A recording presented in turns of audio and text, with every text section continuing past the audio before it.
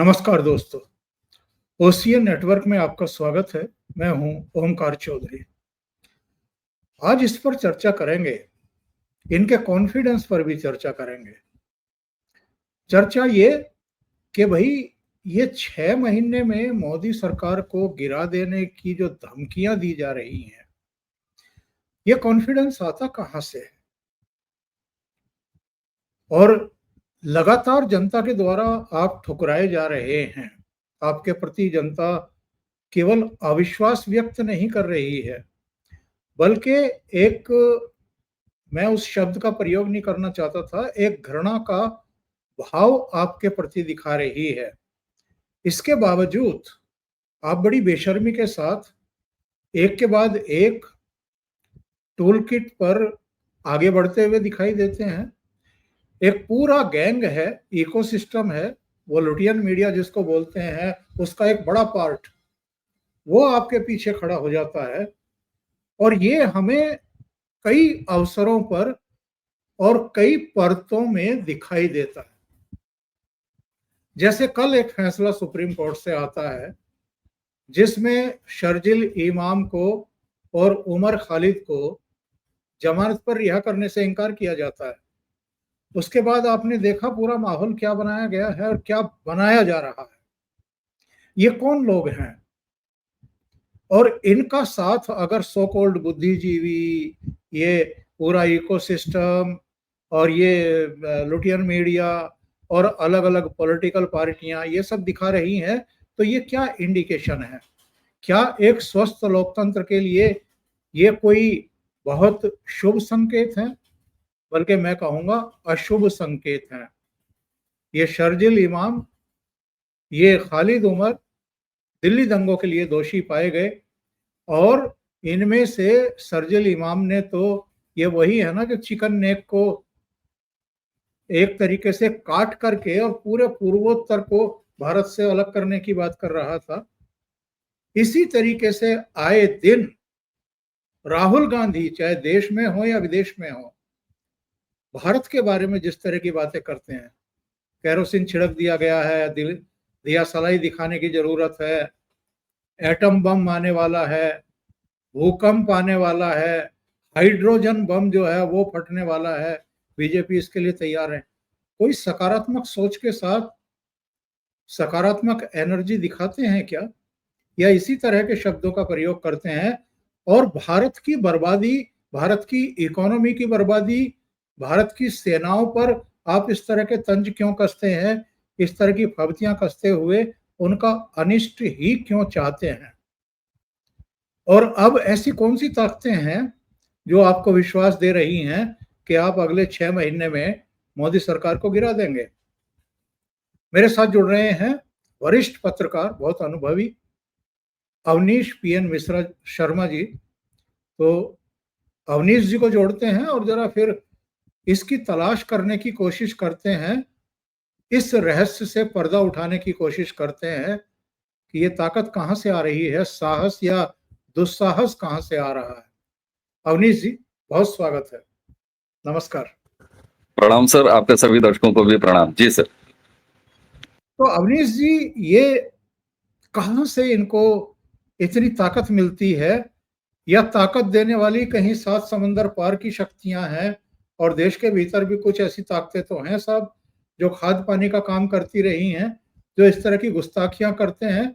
और अगर हम तथ्यात्मक रूप से देखें और प्रधानमंत्री नरेंद्र मोदी के कामकाज का तरीका देखें और जिस तरीके से पूरी सैन्य शक्ति भी उनके पीछे लामबंद होकर के खड़ी है, ये हमने ऑपरेशन सिंदूर में देखा है, ये हमने जम्मू कश्मीर में भी देखा है, ये हमने पूर्वोत्तर में भी देखा है।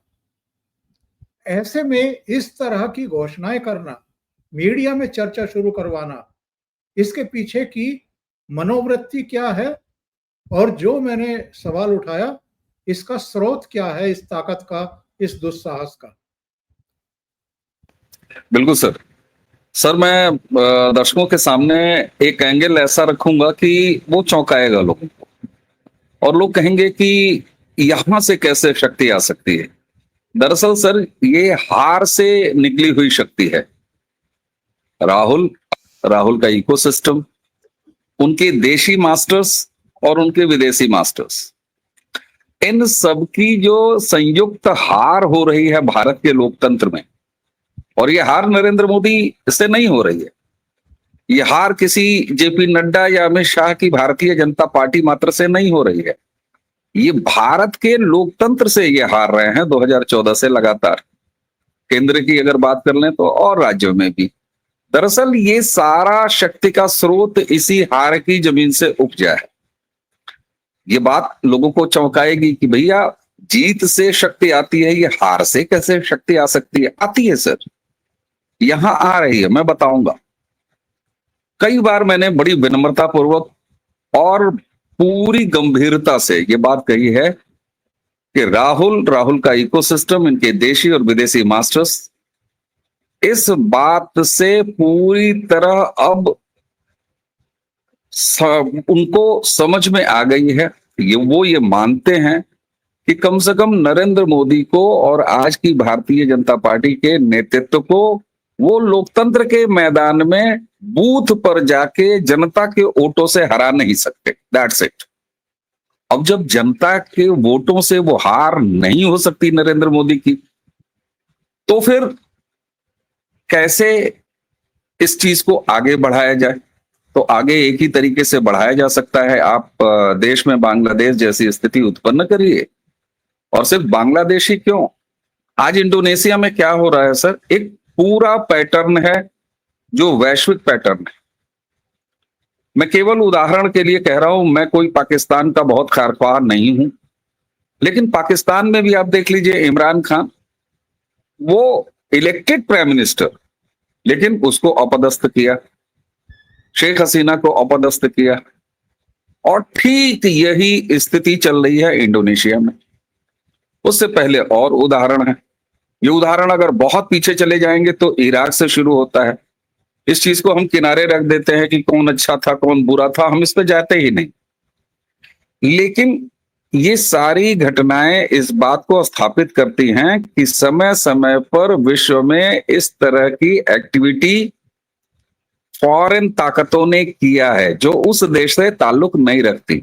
और इसके लिए सर आप मुझे ये बताएं, नरेंद्र मोदी की सत्ता यहां पर अगर आपको गिरानी है तो ऐसा तो है नहीं कि कोई विदेशी आएगा और वहां पर गिरा देगा, यानी यहां आपको एक मोहरा लेना है। भारत में नई राजनीति के नाम पर एक व्यक्ति अरविंद केजरीवाल और उसकी पूरी पार्टी उभरती है। जरा उसके उभरने का समय काल देखिए, ये वही समय काल था जिस समय इमरान खान उभरा पाकिस्तान में, जेलेंस्की यूक्रेन में, लगभग एक ही समय पर।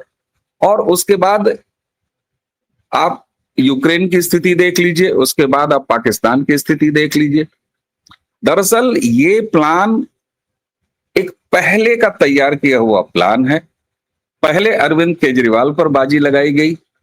अरविंद केजरीवाल की ग्रूमिंग बीच रास्ते में आप कहिए निराश होने के बाद, छोड़ने के पश्चात, फिर जैसे होता है कि कंट्री मैनेजर कोई मल्टीनेशनल पार्टी किसी कंट्री में तैनात करती है, तो आज की तारीख में ऐसी शक्तियों के कंट्री मैनेजर राहुल गांधी हैं। और अब इस शब्द से बचना नहीं चाहिए, ये साफ तौर पर कहना चाहिए कि डीप स्टेट के एजेंट हैं, दलाल हैं राहुल गांधी और उनका पूरा इकोसिस्टम। आप सोचिए सर, आपने अपने इंट्रो में कहा कि इतनी बार आपको पटक पटक के भारत के लोकतंत्र में जनता के मताधिकारों ने धोया है। आप ऐसे गिरोहबाज कंटेंट क्रिएटर्स को देख लीजिए, आप ऐसे सो कॉल्ड चुनावी विश्लेषकों को देख लीजिए, आप ऐसे नरेटिव गढ़ने वालों को देख लीजिए जो हर 3 महीने में योगी आदित्यनाथ की सरकार गिराना की घोषणा कर देते हैं, हर 6 महीने में नरेंद्र मोदी को कहते हैं कि वो सरकार से बाहर चले जाएंगे, उनकी सरकार गिर जाएगी।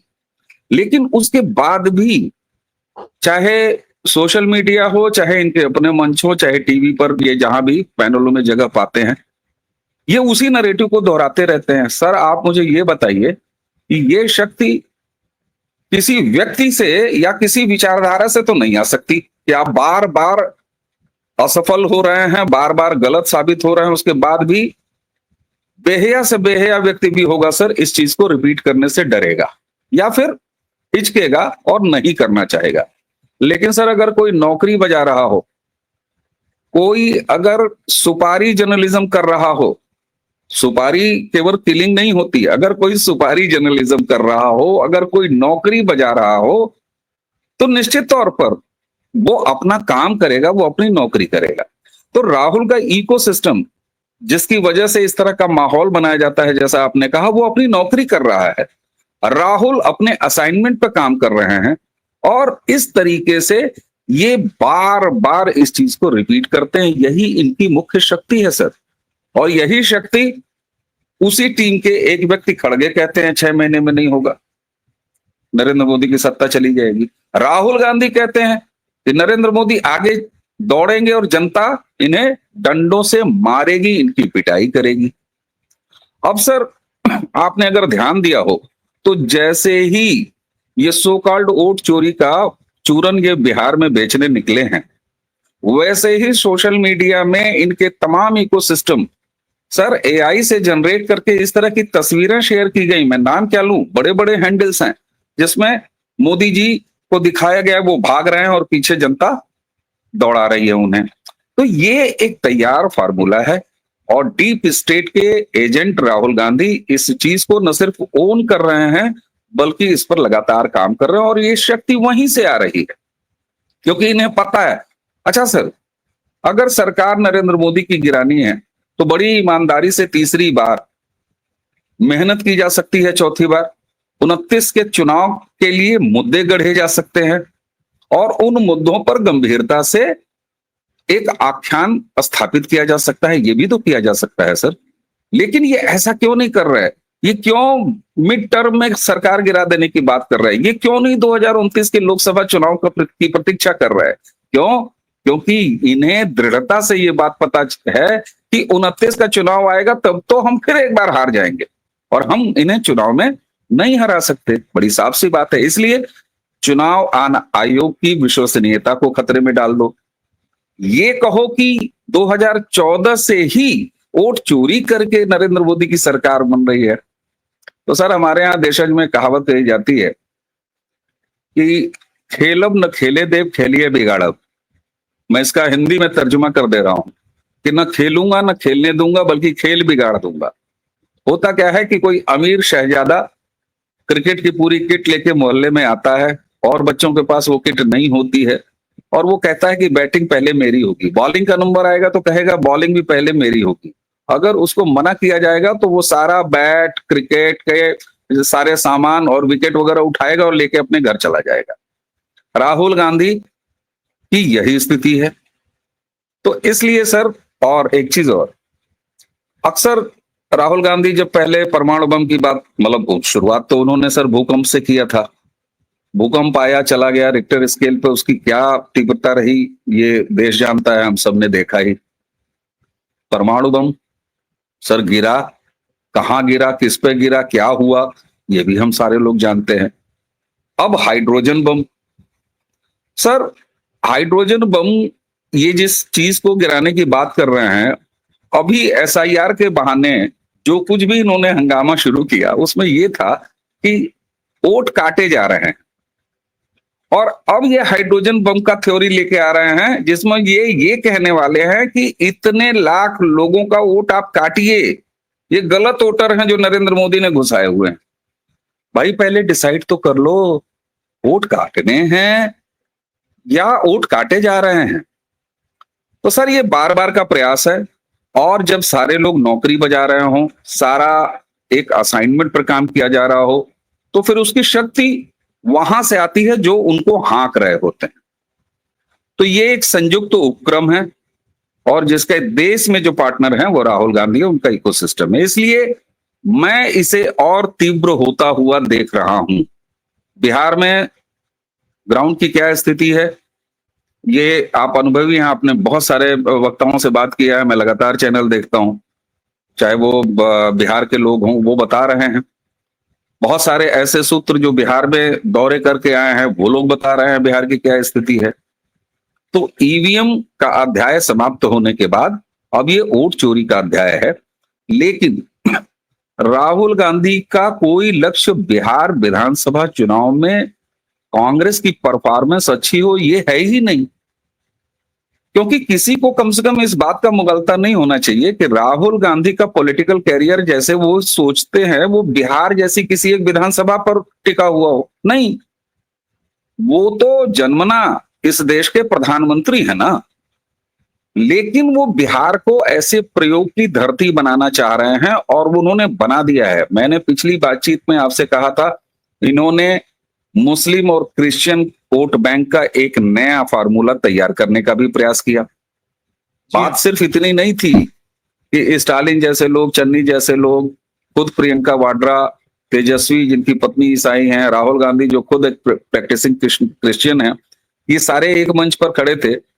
तो क्या सर इनको नहीं पता था कि ये स्टालिन बिहारियों के लिए इतनी गलत बातें कहते हैं? चन्नी ने क्या कहा था, प्रियंका हंस रही थी, ये उन्हें भी तो पता है सर। उसके बाद भी वो मंच सजाना, उस मंच पर इन सारे लोगों को लाना, ये क्रिश्चियन और मुसलमान वोट बैंक एक नया कॉम्बिनेशन तैयार करना था। इसके लिए राहुल गांधी ने बिहार की धरती को चुना। और तेजस्वी क्यों ये मान गए? क्योंकि तेजस्वी के घर भी क्रॉस का आगमन हो चुका है, ईसाइयत का आगमन हो चुका है। तो ये वो क्रिश्चियनिटी का एक रिश्ता था। इसके बाद अभी अगले हिस्से में बातचीत होगी तो मैं आपको ये बताऊंगा कि क्यों तेजस्वी ने नंबर 2 की हैसियत कम से कम इस वोटर जागरण, सो कॉल्ड वोटर जगाओ यात्रा में क्यों स्वीकार किया, क्यों राहुल को इस पूरी महफिल का दूल्हा बनने दिया, और यहां तक इस कीमत पर बनने दिया कि आज तेजस्वी महाघाटे में हैं और उनको बहुत तगड़ा नुकसान हुआ है। इसकी क्या वजह है, इस पर हम आगे बात करेंगे सर। बिल्कुल। सबसे पहले तो यही आप इसी पर प्रकाश डालें और फिर अगले सवाल पर आएंगे कि इन्होंने बिहार में जब इनकी यात्रा का समापन हो रहा था तो एक शक्ति प्रदर्शन का प्रयास किया था। आपको ध्यान होगा अवनीश जी, चीज़ों को बहुत माइन्यूटली आप ऑब्जर्व करते हैं। जब इनकी भारत जोड़ो तोड़ो यात्रा 1 का समापन था श्रीनगर में, तब भी इन्होंने इंडिया अलायंस के सभी घटक दलों के बड़े नेताओं को बुलाया था और 1-2 को छोड़ करके कोई नहीं पहुंचा था। इस बार बिहार में भी जब ये समापन कर रहे थे, इन्होंने कोशिश की थी, ममता बनर्जी, शरद पवार, तमाम दूसरे बड़े नेता जो है वहां हाजिरी लगाएं। लेकिन सबको पता है कि उनके हाजिरी लगाने का मतलब क्या है। राहुल गांधी की लीडरशिप को मान लेना। इंडिया अलायंस में ऐसे बहुत सारे लोग हैं जो बिल्कुल राहुल गांधी को नेता के तौर पर मानने, स्वीकार करने को तैयार ही नहीं है और अतीत में वो हश्र देख चुके हैं। 2017 में भी तो 2 लड़के घूम रहे थे उत्तर प्रदेश में। 225 से समाजवादी पार्टी 47 पर आ गई थी और कांग्रेस पार्टी 28 से 7 सीटों पर आ गई थी। तो बिहार में क्या होगा ये तो सबको पता है, पर पहले ये कि उल्टा काम क्यों हुआ। जो लालू कांग्रेस को धमकाता रहा, विधान परिषद की 2 सीटों के मामले में भी उन्होंने हड़का दिया था कांग्रेस को जब 1 सीट मांग रही थी, और सीटों के बंटवारे को लेकर के भी वो बहुत हार्ड रहे हैं। इसके बावजूद 70 सीटें ले गए थे और 19 जीत पाए, यानी बड़ा नुकसान हुआ था आरजेडी का। तो आरजेडी का जो इस समय अगुवा है तेजस्वी, उन्होंने पूरी यात्रा के दौरान राहुल गांधी को आगे रखा और खुद पीछे खड़े हो गए। वजह क्या है, कमजोरी क्या है? बिल्कुल सर, इस सवाल का जवाब जरूर खोजा जाना चाहिए और इस सवाल के जवाब की पड़ताल जितनी ज्यादा होगी उतनी ही स्थितियां और इसके पीछे की गंभीरता, जो खतरनाक गंभीरता है, वो निकल के सामने चली आएगी। सर आपने उत्तर प्रदेश का जिक्र किया, 2 लड़कों की जोड़ी यहां पर घूमी थी, तब मुलायम सिंह जी जीवित थे और मुलायम सिंह जी ने बड़े स्पष्ट रूप से अखिलेश को यह चेताया था कि तुम अपने राजनीतिक जीवन की सबसे बड़ी भूल करने जा रहे हो और कर चुके हो, तुम्हें ऐसा नहीं करना चाहिए। खैर, मुलायम सिंह अनुभवी व्यक्ति थे तो निश्चित तौर पर उन्होंने इस चीज को देखा और वो बात अंततः सही साबित हुई। अब कुछ लोग यहाँ कहेंगे कि नहीं साहब, अभी 24 के लोकसभा चुनाव में तो बड़ा अच्छा कर गए अखिलेश। अरे भाई साहब, उसके कारण दूसरे हैं, उन कारणों पर मत जाइए। और अखिलेश यादव चाहे 32 सीट लाएं चाहे 37 सीट लाएं, क्या प्रधानमंत्री बन जाएंगे? केंद्र में उनकी कोई भूमिका है? केंद्रीय राजनीति में नहीं है। उनकी पहली जमीन उत्तर प्रदेश विधानसभा की जमीन है, वहां वो कहां खड़े हैं वो अगर आप आंकेंगे तो ही अखिलेश यादव की राजनीतिक रसूख वो तय होगा कि इनका राजनीतिक रसूख क्या है। तो वहां वो लगातार हार रहे हैं, और यहां तक हार रहे हैं कि 32 साल के बाद उत्तर प्रदेश में कोई सरकार रिपीट हो जाती है योगी आदित्यनाथ की। अब सवाल ये होता है सर कि तेजस्वी ने ऐसा क्यों किया, और उसी के साथ जब ये शक्ति प्रदर्शन करना चाह रहे थे अपने वोटर सो कॉल्ड वोटर जगाओ यात्रा के समापन की, तो बाकी नेताओं ने जो कथित रूप से इंडिया अलायंस के हिस्से हैं, मजबूत हिस्से हैं, चाहे ममता हो चाहे शरद पवार हो, वो क्यों नहीं वहां मौजूद थे? मैंने अपनी बातचीत के पहले हिस्से में जो बात कही है, दरअसल कारण वही है। मैंने कहा कि अगर लोकतांत्रिक ढंग से नरेंद्र मोदी को हराना है चुनाव में, तो आप 2029 की प्रतीक्षा करिए, उसकी जमीन तैयार करते। लेकिन 6 महीने में सरकार गिरा देना है, ये तो डीप स्टेट का एजेंडा है जिसके एजेंट आप हैं। अब शरद पवार कोई जरूरी नहीं है कि डीप स्टेट की दी हुई थ्योरी पर और दिए हुए असाइनमेंट पर काम करें। ममता बनर्जी बड़ी सफलता से नरेंद्र मोदी जैसे मजबूत भारतीय जनता पार्टी के नेतृत्व और अमित शाह जैसे चुनावी कौशल के धनी व्यक्ति के होने के बावजूद भी तमाम और वजहें हैं, लेकिन ये तो सच है ना सर कि बंगाल में वो लगातार धूल चटा रही हैं भारतीय जनता पार्टी को, इसमें तो कोई शक नहीं है। चाहे थोड़ा बहुत अनियमितता वहां पर हो रही हो, एसआईआर वहां भी होना है, तब वहां का भी खेल पता चलेगा। लेकिन हकीकत यह है कि भारत का हमारा चुनाव आयोग जब चुनाव घोषित करता है, चुनाव संपन्न कराता है, उसी प्रक्रिया से ममता बनर्जी वहां पर लगातार अपनी सरकार रिपीट कर रही हैं। और भारतीय जनता पार्टी जो आज इतनी मजबूत पार्टी है, इतने अच्छे नेता हैं, सब कुछ है, हर जगह जीत रहे हैं, लेकिन वेस्ट बंगाल में नहीं हो रहा है। तो ममता बनर्जी को क्या पड़ी है कि वो डीप स्टेट का कोई असाइनमेंट एक्सेप्ट कर लें? इनकी रैली में नेताओं ने दूरी बनाई, इसका कारण यही है कि ये फॉरेन डीप स्टेट के इशारे पर एक असाइनमेंट पर काम कर रहे हैं राहुल गांधी, और हमसे बहुत बेहतर शरद पवार को, हमसे बहुत बेहतर ममता बनर्जी को ये बात पता है। अब लोग कहेंगे कि अखिलेश यादव क्यों चले गए? अखिलेश यादव राहुल गांधी के लिए नहीं गए। अखिलेश यादव एक पारिवारिक रिश्ता और एक जिस जातीय राजनीति और क्षेत्रीय राजनीति को ये लोग लेके चलते हैं, यहां पर समाजवादी पार्टी, वहां पर आरजेडी, उसकी वजह से गए थे। अब वहां पर राहुल मौजूद हैं तो इससे कोई फर्क नहीं पड़ता, ये अलग बात है, वो राहुल गांधी के लिए नहीं गए। तो सर आप देखिएगा कि 2029 का लोकसभा चुनाव जब आएगा, एक बार फिर यही शरद पवार, एक बार फिर वो पूरा विपक्ष, निश्चित तौर पर इंडिया अलायंस अगर तब रहा या कोई और नाम हुआ, तो निश्चित तौर पर वहां एक पुल पर खड़े हुए आपको नजर आएंगे। लेकिन ये चूंकि व्यक्तिगत असाइनमेंट है राहुल गांधी का डीप स्टेट के इशारे पर यहां पर अनरेस्ट पैदा करने का, इसलिए इस प्रयोग में सहमति बाकी लोगों की नहीं है। इसीलिए ममता बनर्जी अनिच्छुक दिख रही हैं, शरद पवार का पार्टिसिपेशन इसमें नहीं है। औपचारिकता के लिए अखिलेश यादव अंतिम 2 दिनों में वहां पर गए और चुपचाप वापस आ गए। तो यहां इस चीज को, इस धारणा को न सिर्फ बल मिलता है, बल्कि ये बात बिल्कुल मजबूती से साबित होती है कि राहुल एक दूसरे एजेंडे पे काम कर रहे हैं, बाकी विपक्ष एक दूसरी प्लेटफॉर्म पे खड़ा है, इसलिए आपको एक का नजर नहीं आ रहा है। अब एक जरूरी बात जरूर कर लें कि तेजस्वी ऐसा क्यों होने दे रहे हैं? तेजस्वी ने क्यों लीड दे दिया, स्टीयरिंग क्यों दे दिया राहुल गांधी के हाथ में, जबकि अभी तो वहां पर नोटिफिकेशन भी जारी नहीं हुआ है। 70 सीटें पिछली बार इन्होंने लिया था, 19 जीत के आए, आपने बताया है। इस बार ये 100 से ज्यादा सीटें लेने का प्रयास करेंगे। लालू प्रसाद यादव के होने के बावजूद भी तेजस्वी ऐसा क्यों कर रहे हैं, या लालू ऐसा क्यों होने दे रहे हैं? उसकी आंतरिक वजह यह है सर कि लालू प्रसाद यादव का स्वास्थ्य इस स्तर पर पहुंच चुका है कि वो एक्टिव नहीं है, पहली चीज। दूसरा, तेजस्वी लगभग अखिलेश यादव जिस क्रूरता के स्तर पर पहुंच गए थे मुलायम सिंह यादव के साथ, अपने चाचा शिवपाल के साथ, वही स्थिति विरासत संभालने के मामले को लेकर तेजस्वी पहुंच चुके हैं। यहां तक कि उनके भाई तेज प्रताप की स्थिति आप देख ही सकते हैं। तो पूरी तरीके से आरजेडी संगठन पर, परिवार पर अपना पूरा वर्चस्व स्थापित किया है तेजस्वी। इसलिए तेजस्वी अपना जो भी निर्णय है वो स्वतंत्र ले रहे हैं, इसमें लालू प्रसाद यादव की कोई भूमिका नहीं है। अब लोग कहेंगे साहब राबड़ी जी तो एक्टिव हैं। अरे वो खड़ाऊ शासन संभालने वाली, किचन से निकल के मुख्यमंत्री कार्यालय में बैठने वाली, उनकी राजनीतिक समझ कितनी है इस पर बात करने की कोई बहुत आवश्यकता नहीं है।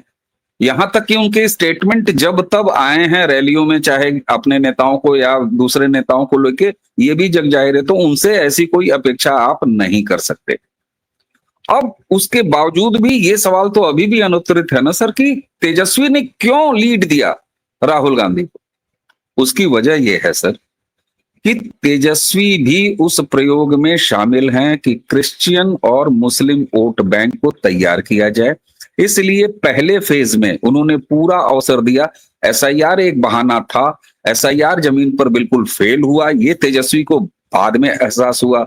और जिस तरीके से शाब्दिक बदतमीजियां नरेंद्र मोदी जी के प्रति या उनकी माता जी के प्रति, ये सारी चीजें आपको मैं बड़े विश्वस्त सूत्रों के आधार पर और अपने सूत्रों के आधार पर यह बता रहा हूं कि आरजेडी के जो भी गंभीर नेता हैं एक्टिव जमीन पर, उनमें बेहद बड़ी नाराजगी है राहुल गांधी और कांग्रेस के इन तमाम इनिशिएटिव को लेके।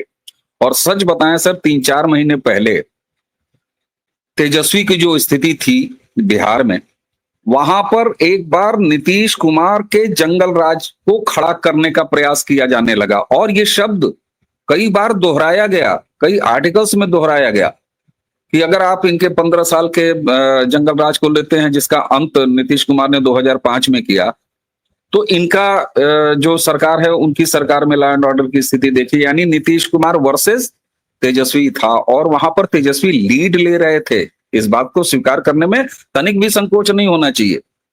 लेकिन उसके बाद राहुल गांधी की एंट्री होती है। एसआईआर को वो वोट चोरी के व्यापक राष्ट्रव्यापी मुद्दा बनाना चाहते हैं। वो ऐसे तरीके से काम करना चाहते हैं कि बिहार वो प्रयोगशाला बने जहां पर वो एक लैब टेस्ट करें और टेस्ट करने के बाद पूरी देश को, पूरी दुनिया को वो बताएं कि भारत में वोट चोरी हो रही है। क्यों सर? महाराष्ट्र चुनाव के नतीजों के बहुत दिन बाद वोट चोरी का इन्होंने फर्जी कॉन्सेप्ट रचा, वहां के डेटाज लिए। वो डेटा भी सीएसडीएस जैसे फर्जी ऑर्गेनाइजेशन से कैसे लिया वो सब जानते ही हैं हम लोग। लेकिन सर अब ये होते हुए दिखाना चाह रहे थे कि देखिए लाइव, मैंने कहा था ना महाराष्ट्र विधानसभा चुनाव के आपको रिजल्ट दिखाने के बाद मैंने कहा था कि ये रिगिंग करते हैं, ये वोट चोरी करते हैं।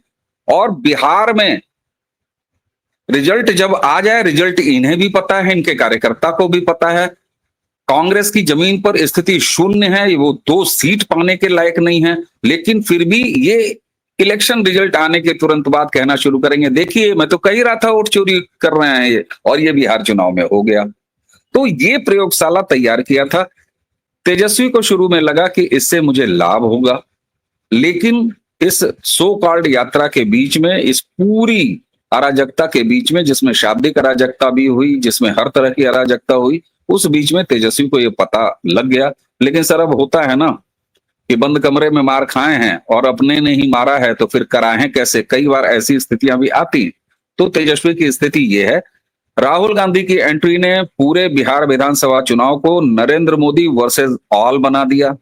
वहां नीतीश कुमार की स्थिति ये है कि वो जब चुनाव के नजदीक पहुंच रहे हैं तो अपनी सरकार के वो तमाम काम वो लगातार कर रहे हैं। उन्होंने बिजली के मामले में किया है, उन्होंने 10,000 रुपए महिलाओं को देने की बात की है, बाद में वो उसको 2 लाख तक ले जाएंगे। तो नरेंद्र मोदी वर्सेस ऑल का इलेक्शन राहुल गांधी ने कर दिया और इससे तेजस्वी को बहुत बड़ा घाटा हो रहा है। और यकीन मानिए सर, अगर ऑल टाइम लो परफॉर्मेंस तेजस्वी की इस विधानसभा चुनाव में निकल के आ जाए तो कोई चौंकने की बात नहीं होनी चाहिए सर। अवनीश जी, ये भी कहा जा रहा है कि राहुल गांधी ने पहुंच करके सारा बेड़ा गर्क कर दिया आरजेडी का, क्योंकि करीब 2 महीने पहले अगर आप देखें तो वो करीब 1.5 महीने का 2 महीने का एक पीरियड गुजरा था जब लोग कहने लगे थे कि ये लालू के जंगल राज की बात करते हैं, इनके अपने टाइम में ही अस्पताल में घुस करके गैंगस्टर की हत्या की जा रही है। एक व्यवसायी की गांधी मैदान के पास ही रात्रि में जब वो घर पहुंचता है उसकी घर के बाहर हत्या कर दी जाती है। बिहार के अलग अलग हिस्सों में भी बहुत सारे मर्डर हो गए थे, कुछ अपहरण करने की कोशिशें हुई थी। जो स्थानीय मुद्दे हैं, जो कानून व्यवस्था का मुद्दा है, सुरक्षा का मुद्दा है, उनको अगर ये लोग प्रमुखता से उठाते तो शायद आरजेडी की वो दुर्दशा ना होती जिसके बारे में अभी आप भी कह रहे हैं और जो वहां बहुत सारे लोग होकर के आ रहे हैं वो भी कह रहे हैं। सर मैंने कहा तो आपको कि 3 महीने 4 महीने पहले तेजस्वी की बड़ी अच्छी स्थिति थी और 15 साल के जंगल राज लालू वाले के मुकाबले इनके लॉ एंड ऑर्डर पर बात होने लगी थी। ये बिल्कुल सही है, मैंने अभी कहा ये सारी चीजें हो रही थी सर। लेकिन ये जानने के बाद भी जब हम आप इस स्थिति का आकलन कर पा रहे हैं तो तेजस्वी ऐसा क्यों नहीं कर सके, क्यों उन्होंने राहुल को लीड दिया? इसके पीछे एक वो असाइनमेंट है और उसके पार्ट हैं। और एक चीज और सर, डीप स्टेट या भारत के विदेशी दुश्मन ताकतें जब इस तरह के कोई इनिशिएटिव लेती हैं तो उसमें क्रिश्चियनिटी भी तो एक कॉमन है सर, ग्लू, जो कि उन्हें भी जोड़ती है, जो 10 जनपद को जो जोड़ती है। तो वो वेटिकन कनेक्शन है और अब चूंकि तेजस्वी उस वेटिकन कनेक्शन के एक हिस्से हैं अपने दाम्पत्य जीवन में, तो फिर ये बड़ा नेचुरल है, रिश्तेदारी का मामला है सर।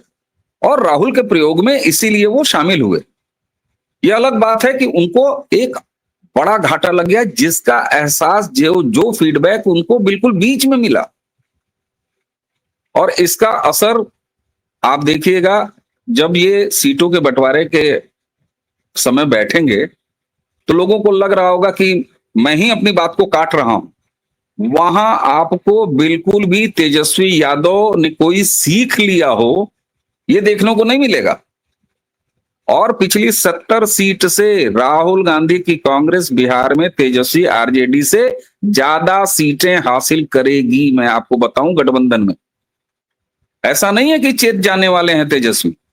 कारण ये सर, ये परिवार की पार्टियां हैं, चाहे अखिलेश यादव वाली हो चाहे आरजेडी हो, और ये परिवार और परिवार के निजीकरण की राजनीति से निकले हुए लोग हैं, तो इनके डीएनए में वो है। तो ऐसे में अगर कोई एक कॉमन ग्लू, जिसको मैं क्रिश्चियनिटी क्रिश्चियनिटी बार बार कह रहा हूं, अगर वो सामने आ जाता है तो फिर से ये रिश्तेदारी का मामला है। तो इस रिश्तेदारी के मामले पर फिर राजनीतिक समझ, सोच, ये सब दूसरे दर्जे पर चली जाती है, क्योंकि वहां परिवार, उन्होंने देखा यही है, उन्हें उनके संस्कार यही है कि पिता जेल जाता है तो माँ मुख्यमंत्री बन जाती है, भाई किसी लायक नहीं हो, दोनों लड़के किसी लायक नहीं हो लेकिन फिर भी पद पा जाते हैं, मंत्री बन जाते हैं, डिप्टी चीफ मिनिस्टर बन जाते हैं, बहनें जिनका कोई राजनीतिक वजूद नहीं है, राजनीतिक कौशल नहीं है, वो सांसद बन जाती हैं, एक चुनाव लड़ जाती है, भले हार जाती हैं। यही स्थिति लगभग 2 दर्जन से ज्यादा परिवार के लोग सांसद, विधायक या किसी न किसी पद पर हैं। ये अखिलेश यादव की उसी परंपरा से आते हैं। यही परंपरा स्टालिन में आपको दिखाई देती है, उस पूरे परिवार में आपको दिखाई देती है, और यही परंपरा आपको 10 जनपद यानी सोनिया, कांग्रेस और उनके वंश बेल में दिखाई देती है। तो ये वो कॉमन फैक्टर हैं जो जोड़ते हैं, और इसी कारण आपको शरद यादव अलग दिखाई देते हैं, ममता बनर्जी अलग दिखाई देती हैं। ये अलग बात है कि एसआईआर वेस्ट बंगाल का जैसे ही नंबर आएगा ममता बनर्जी फिर एक बार तन के खड़ी हो जाएंगी, लेकिन वो नरेंद्र मोदी से लड़ेंगी। और बंगाल में वो निश्चित तौर पर राहुल को नापसंद करती हैं। पिछले चुनाव में उन्होंने बंगाल में घुसने नहीं दिया था। इनकी सो कॉल्ड भारत जोड़ो तोड़ो यात्रा के दौरान भी उन्होंने बंगाल में बिल्कुल मनाही की थी, और सांकेतिक रूप से थोड़ा सा एक दिन के लिए घुसे थे, बिल्कुल एक बॉर्डर क्रॉस करके, कि टेक्निकली ये कह सकें कि वेस्ट बंगाल भी हम गए थे, इससे ज्यादा कभी नहीं हुआ है। तो सर, ये फॉरेन एजेंट्स और नरेंद्र मोदी की सरकार को बीच टर्म में गिराना, क्योंकि ये माने हुए हैं कि ये उनको चुनाव में हरा नहीं सकते। ये राहुल गांधी उस एजेंडे पे काम कर रहे हैं, उस असाइनमेंट पे काम कर रहे हैं, इसलिए आपको ये सारे छोटे छोटे एलिमेंट्स उनके सहयोग में दिखाई देंगे। क्रिश्चियनिटी का ग्लू इसमें एक मजबूत ग्लू है, इसे गंभीरता से देखा जाना चाहिए, मैं बार बार कह रहा हूं सर। आखिर में जरूर ये जानना चाहूंगा कि ये जो बांग्लादेश के सपने देख रहे हैं, योगेंद्र यादव के बयान, और योगेंद्र यादव जिनके गुरु हैं संजय कुमार, उन्होंने तो बहुत बड़ा झूठ बोला था महाराष्ट्र की 2 विधानसभा सीटों के बारे में, उन्होंने तो माफी मांग ली थी। पर ये तो सार्वजनिक तौर पर दम्भ भरते हुए कह चुके कि मैं वीर सावरकर नहीं हूं, मैं तो राहुल गांधी हूं, मैं माफी मांगता नहीं हूं। ये अलग बात है कि कई जगह माफी मांग भी चुके हैं, क्योंकि जहां गर्दन फंसती है तो माफी मांग भी लेते हैं। क्या ये कहीं से भी आपको होता हुआ दिखाई दे रहा? मैं कहता हूं कि चाहे अमेरिका का डीप स्टेट हो, खुद डोनाल्ड ट्रंप भी क्यों ना हो, दूसरी ताकतें भी क्यों ना हो, क्या भारत में कभी बांग्लादेश हो सकता है? ये करा सकते हैं? कभी नहीं सर, कभी नहीं हो सकता।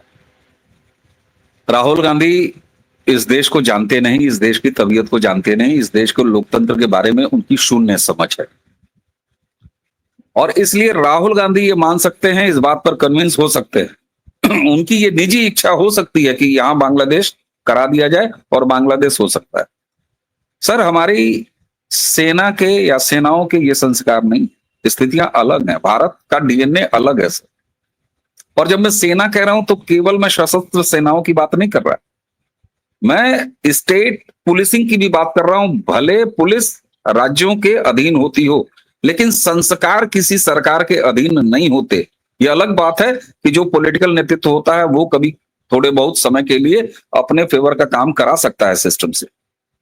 तो भारत की जो मशीनरी है, चाहे वो सेना हो, चाहे हमारे सुरक्षा वाला जो पूरा तबका हो, और यहां तक मैं जुडिशरी और ब्यूरोक्रेसी को भी कहूंगा, जब जब समय होता है इनके फैसले खिलाफ आते हैं, खराब आते हैं, खिलाफ नहीं सॉरी, खराब आते हैं, अनुचित फैसले आते हैं, तो हम ही सब मिलके खुल के इनकी आलोचना करते हैं। लेकिन हकीकत यह है कि आप चरित्र की जब बात करेंगे तो ना हमारी सेनाओं का यह चरित्र है, ना हमारी कोई भी राज्य हो, इससे फर्क नहीं पड़ता कि वहां पर भाजपा की सरकार हो या एनडीए की सरकार हो। मैं कहता हूं किसी भी प्रदेश की पुलिस का ये डीएनए, ये संस्कार नहीं है, किसी भी स्तर की जुडिशरी का ये संस्कार नहीं है, किसी भी स्तर की ब्यूरोक्रेसी, मतलब कार्यपालिका, न्यायपालिका, लोकतंत्र के जो 4 स्तंभ हैं उनमें से इन स्तंभों का ये संस्कार नहीं है, ये डीएनए नहीं है। इसलिए भारत में बांग्लादेश जैसी स्थिति कभी नहीं हो सकती। राहुल ये प्रयास कर रहे हैं, वो क्यों? क्योंकि वो खुद भारत को नहीं समझते, वो खुद भारत की संस्कृति को नहीं समझते, वो भारत के डीएनए से परिचित नहीं है। इसीलिए मैं बार बार कहता हूं कि ये फॉरेन एजेंट हैं और इनके मास्टर्स भारत की संस्कृति और भारत के चरित्र को नहीं समझते, इसलिए वो ऐसा प्रयास जरूर कर सकते हो, लेकिन भारत में ये संभव नहीं है। और अंत में एक बड़ी बात सर, जिस मजबूत आधार पर इनके ये सपने टिके हुए हैं, जब ये भारत में बांग्लादेश कराने की बात करते हैं तो इनको उम्मीद है कि मजहबी भीड़ सड़कों पर उतर आएगी, जो इनको बहुत बड़ा धोखा दे रही है, बहुत बड़ा धोखा दे रही है सर। इसकी कारणों पर कभी विस्तार से बात करेंगे कि राहुल के लाख चाहने के बाद मुसलमानों की एक बड़ी भीड़ सड़कों पर अराजकता के लिए इनकी इच्छा के अनुसार क्यों नहीं उतर रही है। ये बहुत बड़ा सवाल है, इस पर हम अलग से, मैं आपसे निवेदन करूंगा, अलग से हम लोग इस पर बात करेंगे, क्योंकि इस पर बात होनी बहुत जरूरी है। तो इसलिए भारत में बांग्लादेश नहीं हो सकता सर। राहुल भारत को जानते नहीं है, इसलिए वो कल्पना ऐसी कर बैठे। बिल्कुल बिल्कुल। अवनीश जी, बहुत बहुत धन्यवाद जुड़ने के लिए और इतनी महत्वपूर्ण चर्चा करने के लिए। आपने इतना समय निकाला, और दर्शकों से भी निवेदन है कि अगर आपको ये चर्चा अच्छी लगी है तो लाइक जरूर करें, इस वीडियो को फॉरवर्ड करें और चैनल को सब्सक्राइब कर लें। न केवल इस चैनल को बल्कि अवनीश जी के चैनल प्रारब्ध को भी आप जरूर सब्सक्राइब करें। बहुत बहुत धन्यवाद अवनीश जी। प्रणाम सर, धन्यवाद।